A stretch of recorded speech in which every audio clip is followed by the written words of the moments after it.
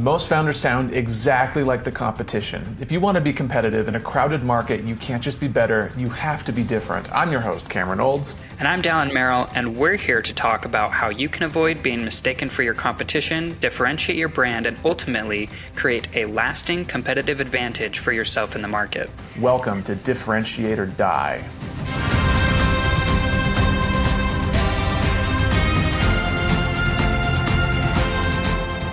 This episode of Differentiate or Die is brought to you by MessageOS. And by brought to you by, we mean written by. If your team describes your product 10 different ways, your product is no longer differentiated. It's confusing, and so are your customers. MessageOS helps big teams keep every sales deck, social caption, and support reply on message and on brand. Clear, consistent, differentiated. Every time someone talks about you. See how it works at protagonistcomms.co. Join us today as we talk about brick versus block in the third episode of Differentiation Wars. We'll dissect the two brands as we go head to head in what we're calling the battle of distraction management. It's gonna be fun. Brick versus block. Had you heard of them before? So I discovered them on my social media feeds, and their messaging was so good that it immediately captured my attention because I'm always like personally worried about screen time for me.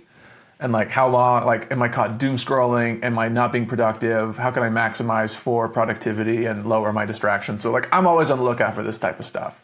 Yeah, I'm surprised you hadn't heard of them before. I haven't, but it's like totally up your alley. When you sent me that, I was like, this is Cameron. Like he is going to buy this. And lo and behold, you did. I did. I totally did. I bought myself a brick, which was, and it's been great. I'll tell you how great it's been a little later today. Maybe I should get myself a block, and then we can compare. Do it, dude. Compare the two. It's the cheaper one of the two. So I made that easy for you. Yeah, there we go. But one of the reasons I knew you would like it is you are a deep work kind of a person, where you like to spend 2 to 3 hours of no distractions. It's something that you've done since the very beginning when I met you. So tell me a little bit about that.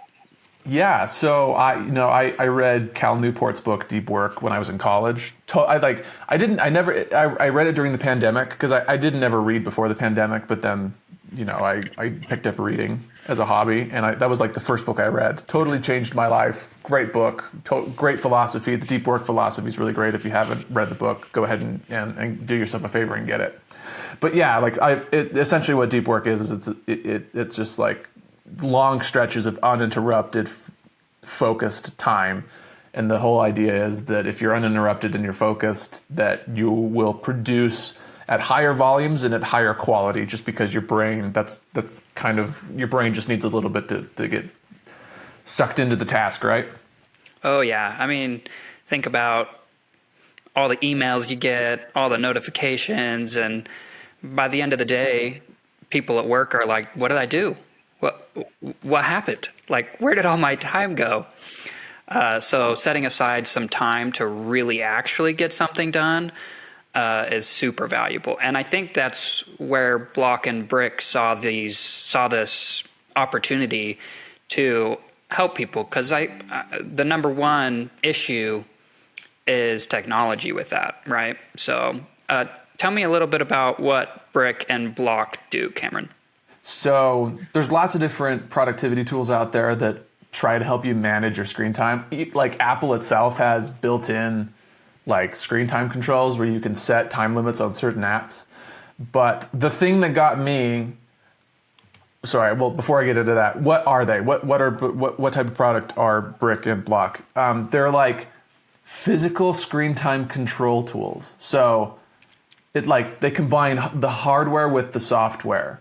Because normally with like these Apple like native screen time things, you just it's just the app. You just set which apps you want not to have access to for how long, and it'll give it, it'll block them. But like it immediately, like when you tap an app and it's blocked, it immediately gives you the option to unblock it. So like the barrier to entry, it's like Well, of course I'm going to unblock it. Like, I have no self-control, so of course I'm just going to unblock it. But where this product is different is they send you like a physical little puck, like a plastic puck that has a magnet that you can like attach to your fridge or whatever. And to block and unblock your apps, you have to like physically tap your phone to the little puck. And that's what unlocks it and locks it. And you can't unblock it any other way. You have to like, if you want to access the apps that you have blocked, you have to physically go to your fridge or your cabinet or wherever, and you have to tap your phone to the brick, and that's what unlocks it. So if you're like off on a date or something and you have your apps blocked and you're away from it, like they're going to be blocked until you get back home. There's no way around it. So like they've paired the hardware with the software and made it like, no, you're not going to get to these apps. You have to physically go. You have to be intentional about it. And so that's what got me, because I was so, I don't know if you know this, Daryl, but I've been thinking about getting a dumb phone for a long time. Oh, really? I'd been thinking, I was like, you know what, like, I don't know if it's doing anything for me. I definitely know it's harmful to like my focus and productivity, or it can be, and I'm tired of fighting it. So I'm like, I'm going to get a dumb phone. I'm going to go back and get a flip phone. But freaking, you know what sold me? Brick ran an ad on Instagram, and it was literally, it had the Apple Screen Time app that shows where you can just unblock it, like doesn't cost you anything. And it said, too easy to bypass. And then next to it, that had a dumb phone, like a flip phone, and it says, too impractical. And that was speaking directly to me. I was like, yeah, it is impractical. Like, I don't want to lose all the functionality in a dumb phone. And then it had Brick. It's like, no, this is the right solution. So that's how it got me. Wow, that is really good messaging for someone that is really frustrated with the current tools. Wow, that's great. One of the things that I really like is that you can block only specific apps. So, I want my messaging, probably, I don't want my social media because I don't want all of my notifications coming in for that, or doom scrolling or whatever. I don't really have too much of an issue with that sometimes, but my email, I might block my email, but, I don't get too many texts, so that's not too much of a issue. But the texts I do get are important. So maybe, that's a really nice feature that these have is, I'm going to block most of my apps, but keep the most important ones. A phone call, messaging, and maybe Google Maps or something if I'm driving to the date, or whatever you're trying to block distractions from. They have, so Brick and Blok, they're essentially the same thing. So it's that physical puck they send you, and they have pretty much the same features. So talking about differentiation, so there's this cool they've got this cool idea for a product, like the hardware-enabled accountability. But like they both have the physical puck, you have to go and scan. They both allow you to like customize which apps to block or allow. You can like create schedules on like, for this time of day these apps are blocked, and for this time of day these apps are blocked. So it's like pretty much the same thing. One circle and one square. That's the difference, Daryl. If you're into like ergonomics and like feng shui, like maybe that's the deciding factor for you, is which their one's the websites circle. Look very similar as well. Mm-hmm. Like, looks like a typewriter almost. Yeah. The visual aspect of both of them are very similar. Also, like Cameron said, the price is a little bit more for Brick. You've got $59 versus $39. They were both founded in 2022, both in the U.S. Brick was founded by two college students, which I think is really interesting because they're obviously feeling those distractions. It says in their why section that they grew up with smartphones and realized that more often than not, the distracting features went out because apps do that on purpose, right? So whether at the library, the office, or dinner with family, the devices are constantly pulling them away from the things that actually matter. So, they saw a hole and they wanted to fill it. Unlucky for them, competition was thinking the same thing as they were. Right. I don't think I don't like, it seems like such a simple product to make. Like I'm not sure what the technology is called. I wanted to call it an RFID, but it's not an RFID. What's it called? It's called, hang on. What is it? NFC. Yeah, so it's an NFC enabled device. It probably costs nothing to make. And so, yeah, the barrier to entry on this one's not hard at all. You just got to know, like, NFC-enabled device technology, and maybe have something to note as well. Both of these are iPhone only currently. Mm-hmm, yeah, iOS. There are other devices out there similar that do Android, actually, but these two are primarily iPhone. But supposedly both of them have talked about going into and doing Android. So my guess is it won't be long until they get that functionality as well. From a messaging standpoint, so we always say that there's two different things you can compete on with messaging. There's clarity and then there's uniqueness. You should be competing on both. You should be clear and you should be totally unique. Brick and Blok are like full marks for clarity, man. Like great problem language, great hero language, great product language. Let's take a look at their website, because honestly, even the ads that they run, like, it got me. I was like, I'm in, dude. Like, I know this crap, and I'm in. Like, you sold me. Yeah. What does it say on Blok or Brick's website? Okay, yeah, let's look at that. So the main thing when you get onto Brick's website is take back your time. Rediscover your phone's true purpose with a simple tap. So it's all about taking your time back. So great hero language. Super clear. Yeah, great hero language. It is as clear as you can get. That's what people want. They want their time back. And on Blok's website, it says, Blok is the physical solution to digital distractions. No more picking up your phone mindlessly, you dumbo. So a little more unclear. Yeah. It is a little less clear. They have like some problem language in there, like digital distractions, but they don't hit it hard enough to where I'm like, okay, like I feel the pain on that one. Yeah.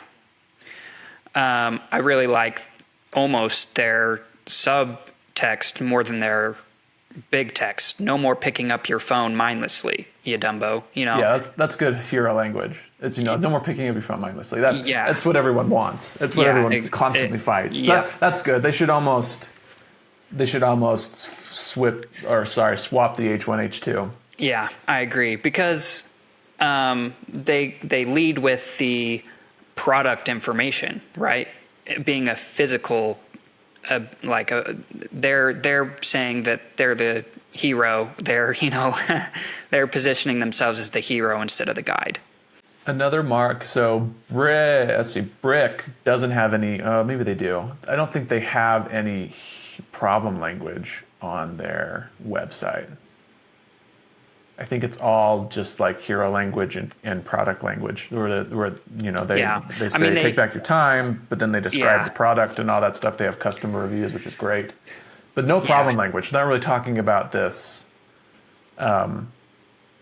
Your lack of discipline as a problem. Yeah, not on the main page. They do on the why section. There you go. Yeah. If you leave, but on the main page, very little. Blok, on the other hand, does though. So if you scroll down, there's I love it. They literally have it labeled problem. It says you can't control your impulses. Every ping, ding, and buzz takes you out of the moment. Yeah, great problem language. Love that.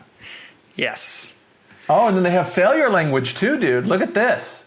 So down and below that, here's the stakes. Here's what's at stake here. Stress and anxiety.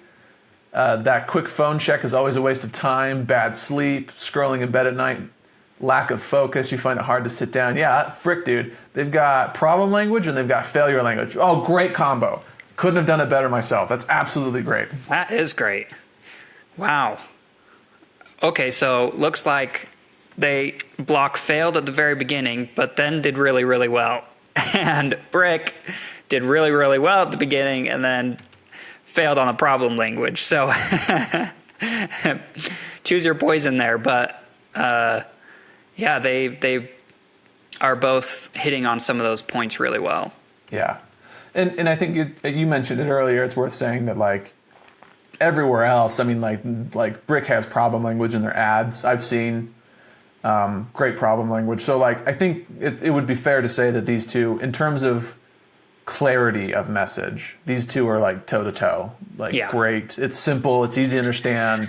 The problem language is great. The hero language is great. The product language is also great. Both of them on the clarity side of things, borderline textbook, almost perfect. Yeah, that's great. Okay, so if we are going to say that they're both very clear, then we need to look at step number 2, which is how do they differentiate themselves? Yeah. And I wanted to ask why you decided to pick the more expensive item. Because in my mind, Blok is already more differentiated just because of their price, right? If I'm going to pay $20 more for a product, and it doesn't seem like Brick is a more premier item. They're essentially the same. It's not like they're going for a different market because they're more expensive than Blok. Yeah. So what made you choose Brick? Low key, they got me first in the ads. Oh. Yeah, they got to me first. Yeah, they were the first one I ever like saw. All right, well that helps. Ad spend, then maybe. Yeah. But like to your point, like okay, so I mean, it looks like Blok's trying to compete on price, and it seems like we have like a Minky versus Lola ad war thing where they're you're just it's a war of attrition. Whose ad budget runs out faster, right? Yeah. And like. Sure, you can compete on. I don't think you can differentiate yourself on price. I think you can try to compete on price. But like, who wants to compete on price? Like, it's a race to the bottom, and in a race to the bottom, no one wins. Exactly. Completely agree. So where would you? Okay, so I mean, they're both great on message, on clarity of message, but they're both the same product right now. Like, it looks like their feature specs is the same. It's square versus a circle, whatever. They're both running ads on Instagram and Facebook and social media networks. They both have an app, both solving the same problem.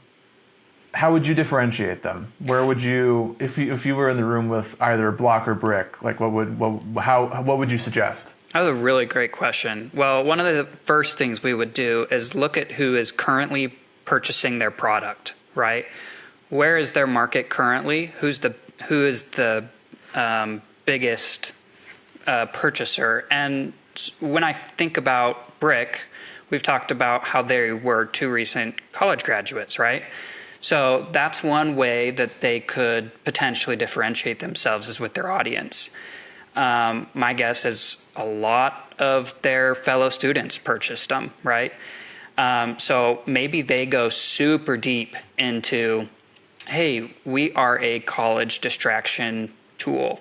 We help college students pass their tests, and now all of their hero and product or their problem language, like it can all change just a little bit to focus more on we help students pass tests and study better and keep their time back. So that's one way they could do it. What do you think, Cameron? No, I totally agree. I love that. Well, off air, you and I were talking even about like, both of these are super, super masculine, like engineering, cold hard steel, that gritty feel to them. And you were like, well, one could just differentiate off of just the gender of who they're going after. Like one of them could go after women and have a little more of a feminine feel to it. Yeah, like I totally agree. Differentiating yourself via target audience would be as they are right now. Like looking at both of the products and their websites. My wife isn't going to buy this. Right.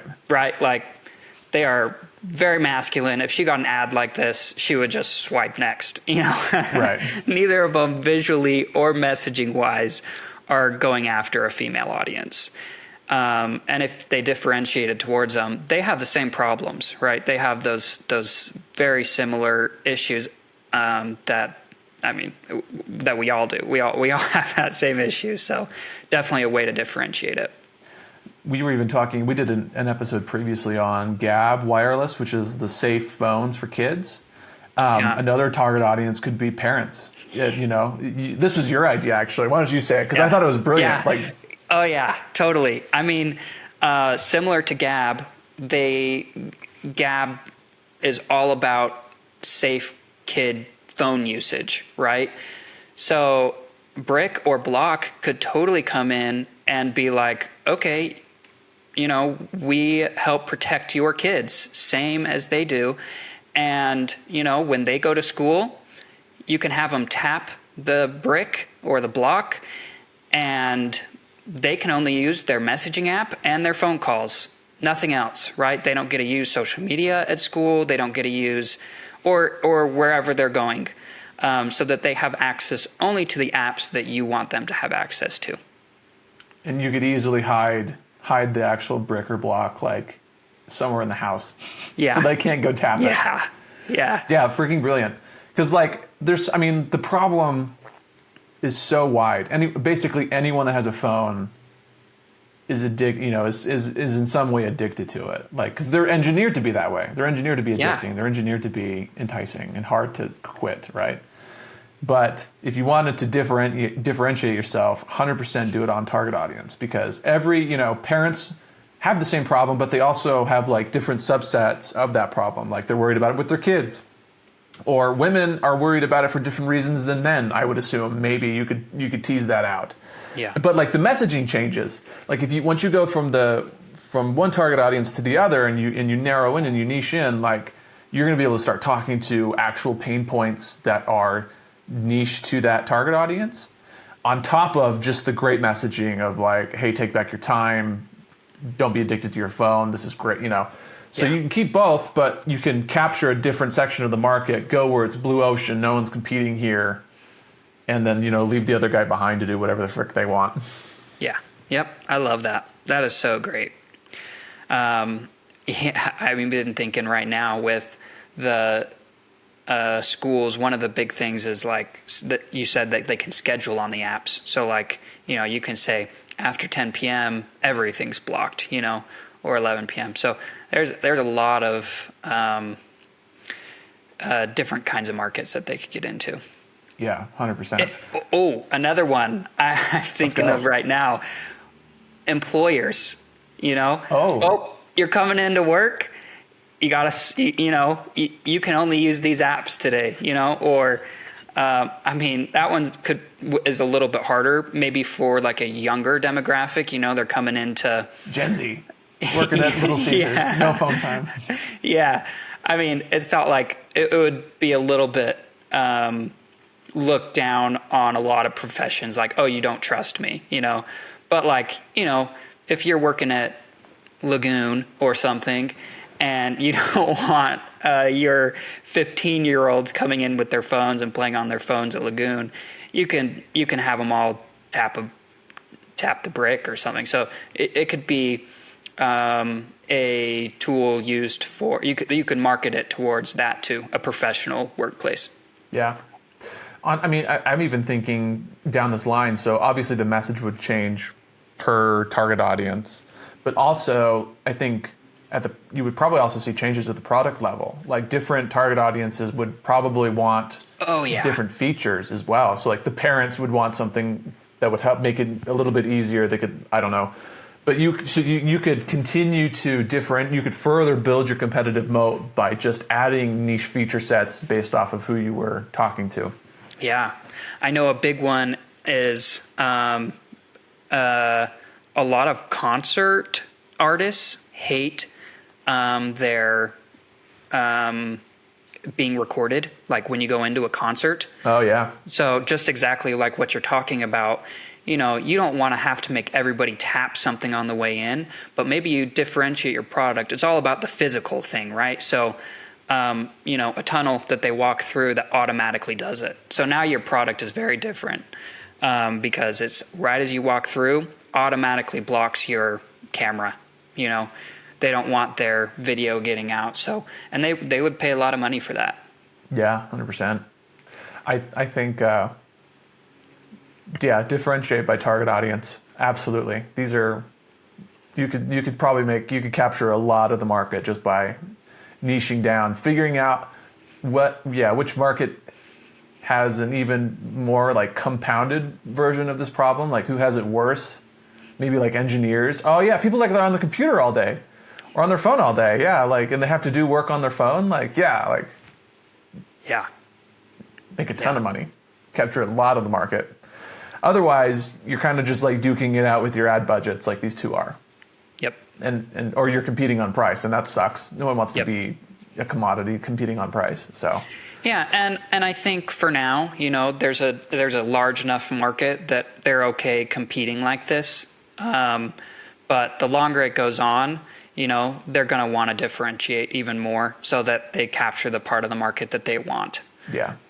Because if not, it's going to be a price war the whole way down, and that's not going to end well for either of them. Agreed. So if you've been listening to this, brick versus block differentiation war, and you feel like you have a similar problem where you are competing with a product that is identical or mostly identical to your product, and you need some help differentiating yourself because you want to increase your competitive advantage, this is what Dallin and I do all day long. It's all about, hey, how can we create a differentiated message and position in the market for you so that you're not in feature wars, you're not in price wars, you're not in ad wars.